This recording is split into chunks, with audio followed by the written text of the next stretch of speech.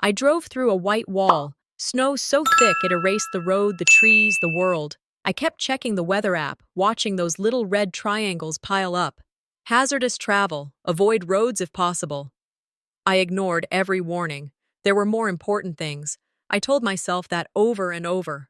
There was cake in the back seat, wrapped carefully in the same recipe Mom once praised when I was 13. There were two gifts, hand-picked. One was sentimental, the other practical. And a card, written by hand, front and back. I had confirmed the date a month ago. No one said anything different. Dad used to say, "Family doesn't need an invitation. You show up. That's love." So I did. I showed up. When I pulled into the driveway, the tires crunched over the ice like it was brittle glass. The house looked the same. Nothing festive, no balloons, no decorations, just lights on inside and that porch light that always flickered. I parked, wiped my palms on my jeans, and stepped out. The cold slapped me hard across the face. My legs were stiff from the drive. My heart was faster than my steps. I knocked once. The door opened too quickly. Mom, Eleanor, stood there in a sweatshirt and slippers. She looked normal, like nothing had happened. "Oh, honey," she said with a smile that didn't quite fit. "We had the party yesterday. It was wonderful." That sentence hit me like black ice. I blinked, waiting for a follow-up. Something.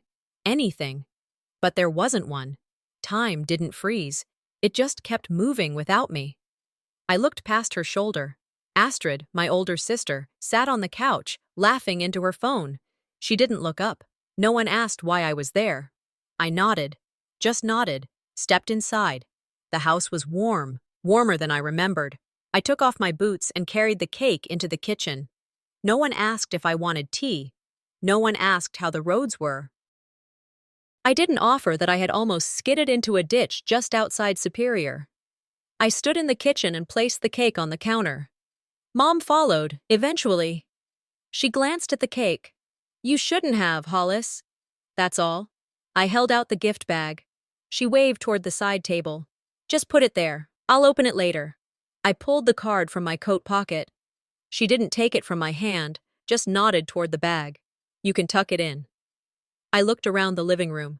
There were photo frames on every shelf. One was already updated, with a picture I didn't recognize. Everyone was there. Neighbors, Astrid's kids, even Mom's friend from book club. I wasn't in it. I didn't see an empty plate. No extra chair. Just the remains of celebration, like breadcrumbs I wasn't meant to follow.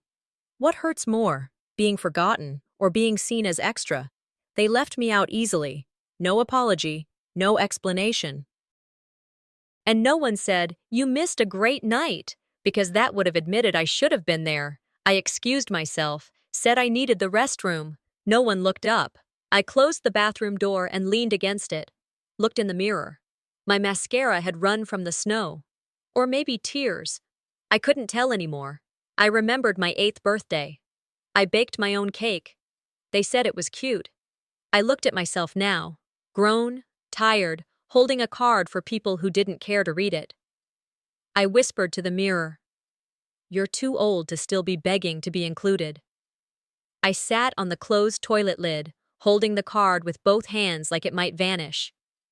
Minutes passed. I flushed the toilet just to make a noise. Then I stood, walked out, and smiled. "I think the snow's picking up," I said softly. "I might head to the motel early." No one stopped me. No one even asked if I'd eaten. They didn't forget me. They erased me. I stepped back into the living room, the kind of room that looks warm to a stranger peeking in through the window but feels cold when you're the one no one was waiting on. They didn't pause their conversation. It flowed right around me like I was a ghost walking through their house. Laughs, jokes, stories I hadn't been there to live.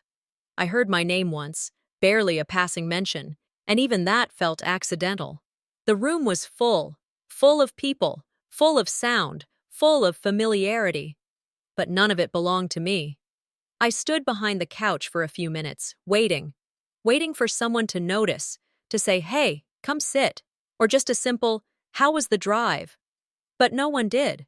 Not even Astrid, who used to climb into my bed at night when we were kids because she was afraid of the dark.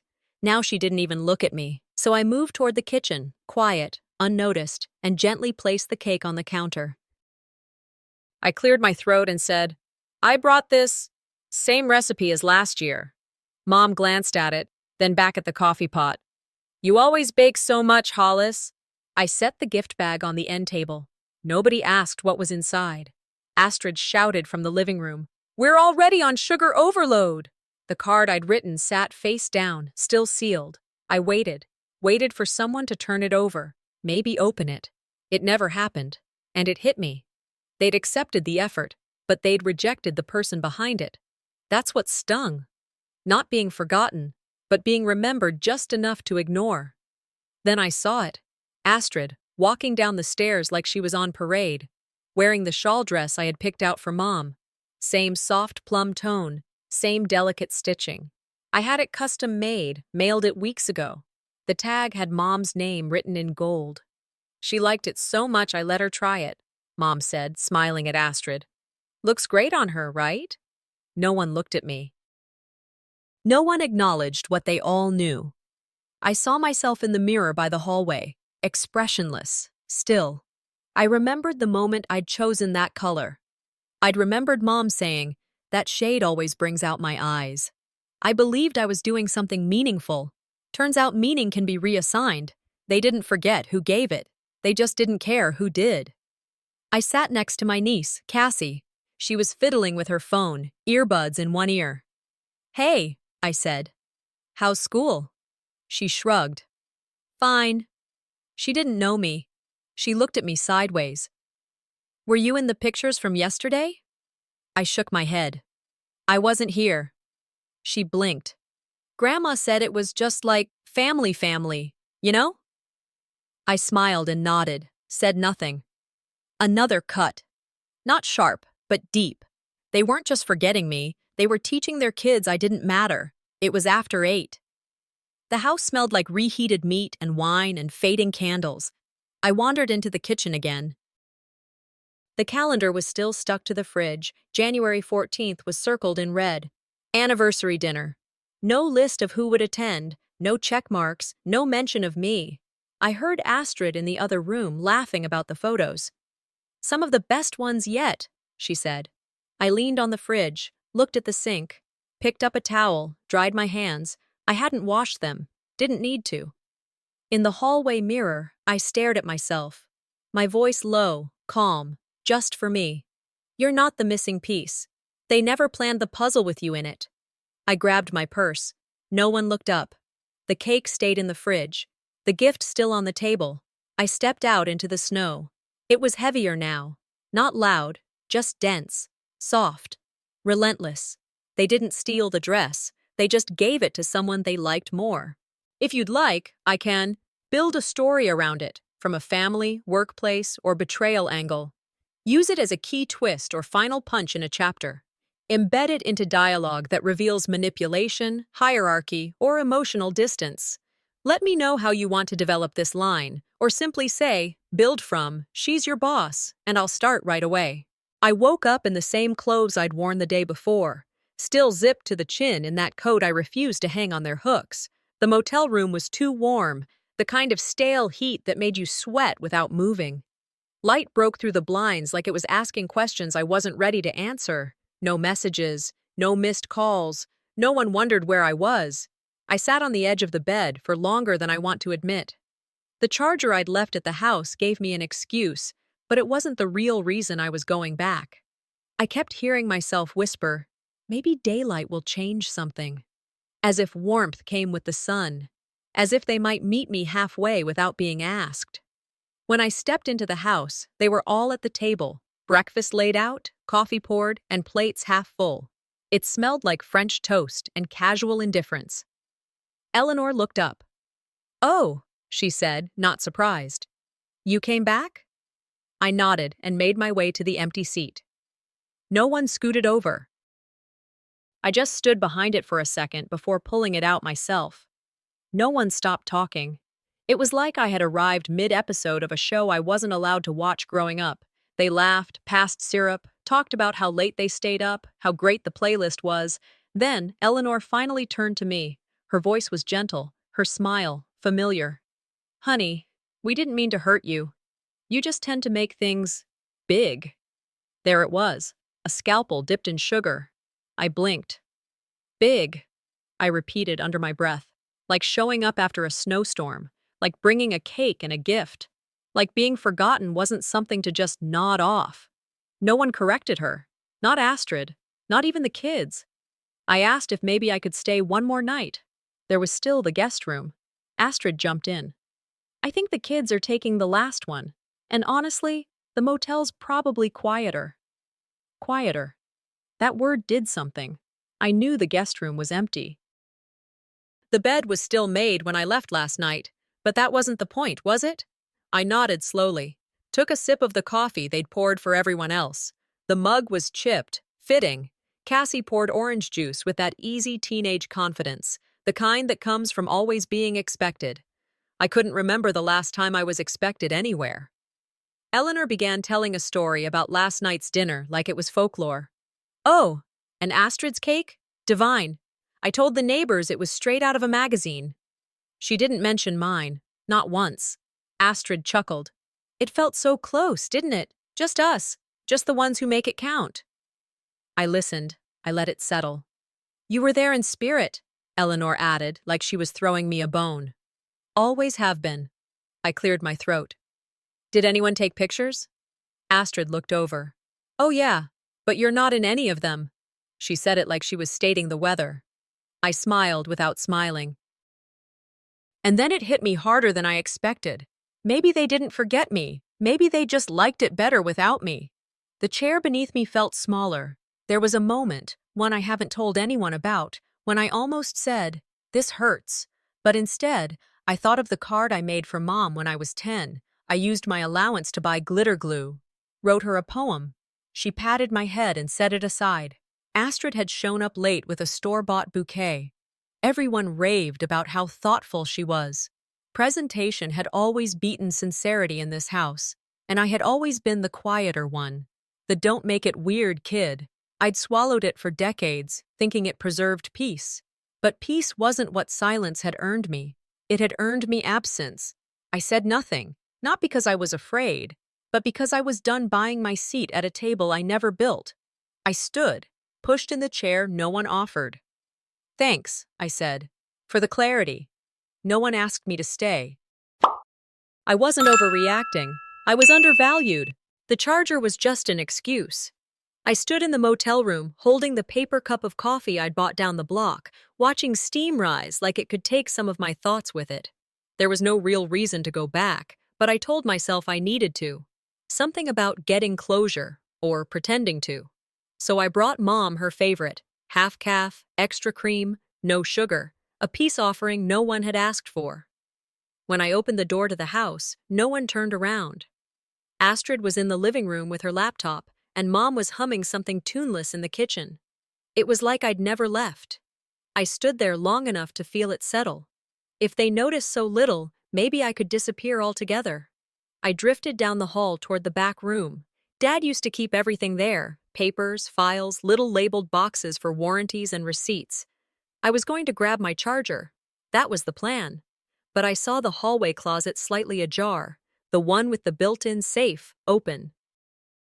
That was rare. I don't know what pulled me toward it, maybe instinct, maybe stupidity, but I reached inside and pulled out the folder labeled Estate. I told myself not to look. Then I did. The will had been updated 6 months ago. Everything, house, savings, insurance, listed under Astrid, just her.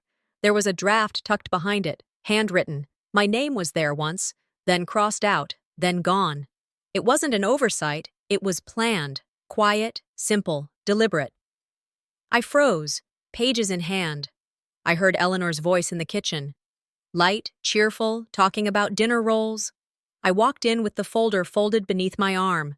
She looked at me, saw something in my face, and spoke before I did. That file wasn't meant to confuse you, she said calmly. We just updated things to reflect reality. Astrid is here. You're not. I didn't raise my voice. I said, You mean I'm not convenient? She placed her hand on mine, the way someone might pet a stray. You've moved on. You have your life. This house is more Astrid's world now. Astrid sat at the table, swirling her tea. She didn't look up. The silence was clean, almost sterile. I stepped outside. The porch creaked the way it always did under pressure. I held the paper tighter in my coat pocket. Mr. Ray from next door was walking his dog. He waved, like always. "I didn't see you at the big celebration yesterday," he said. "Your mom said it was just close family." I nodded. "Apparently, I'm not close anymore." He frowned. "That's odd. I could have sworn you paid for the porch repair last year." I didn't answer. I just smiled, the kind that doesn't make it to your eyes. The pain wasn't new. It wasn't even sharp. It was worn in, like an old bruise. Later, I found Astrid in the guest room, folding laundry that didn't belong to her. "You knew about the will?" I asked. She shrugged. "I didn't push for it, but it makes sense, right?" I tilted my head. "It makes sense to cut out the only person who ever made room for everyone else?" She stopped folding. "It's not about love, Hollis. It's about logistics." That line landed harder than any insult. "Not love. Logistics." I nodded slowly. That's all I needed to hear. I left again. Not hurried, not sad, just clear. They hadn't forgotten to include me. They chose to plan for a future I wouldn't be part of, and if I'm not in their future, they're no longer in mine. I needed space. Not the polite kind people say in arguments, real space. Somewhere untouched, unspoken for, somewhere they hadn't rewritten. So I went up to the attic. The stairs groaned louder than I remembered, but the air stayed still. Dust floated like it had nowhere better to be. I pushed open the creaky door with my sleeve and stepped inside. Boxes lined the wall, old files, receipts, things labeled with Dad's tight, precise handwriting. I crouched beside a plastic tub labeled Gerald, Personal. The smell was familiar. Aged paper, cedar, something like pipe tobacco and silence. Inside were tax records, a small stack of greeting cards, and, tucked between two yellowing envelopes, a white one with my name on it. For Hollis, when she needs it. I stared at it for a full minute. My hand shook as I picked it up. I sat down on the floor, knees drawn up, back pressed to the cold wall. Took a breath. Opened it. His handwriting was blocky, heavy. Like it wanted to say what he couldn't. "Hollis, if you're reading this, it means something's gone wrong. Not in the world, but in the space between you and them. I've watched you your whole life, holding more than your share of peace so the rest of us could breathe easier. I didn't say enough, didn't push back when I should have. I thought my quiet support counted. I see now it didn't. You were the glue. And we used you like tape, temporary, invisible, disposable. This house should be yours, not because of legal lines, because you held it together while the rest of us pretended not to notice you cracking. I saw you. I'm sorry I never said it while I had breath to do it out loud. Love, Dad. I read it 3 times, not because I didn't believe it, because I needed it to be real, needed every letter to wrap around the part of me they kept trying to fold out of the picture. Tears came, but not from sadness, from being seen. You did see me. I stayed on the floor a while, holding that envelope like it weighed more than it should. Eventually, I got up and made my way down the stairs. My legs were stiff, my face blotchy. But something had settled. I caught my reflection in the hallway mirror again. It didn't look softer. It looked clearer. Astrid passed me in the hall. "You've been up there a while," she said, like I'd gone to dig up old curtains. "Some things are worth the dust," I answered. I didn't tell her what I found. Didn't need to. She tilted her head. "You okay?" I met her eyes and nodded. I know exactly who I am now. That's more than enough. I walked past her and out the front door without a word more. At the motel, I laid both letters flat on the desk, the revised will and Dad's note. Side by side, like competing truths. I didn't cry again. Instead, I opened my laptop, drafted an email. No subject line, no opening pleasantries. Attached the 2 letters. A single sentence. I'm attaching what was left for me.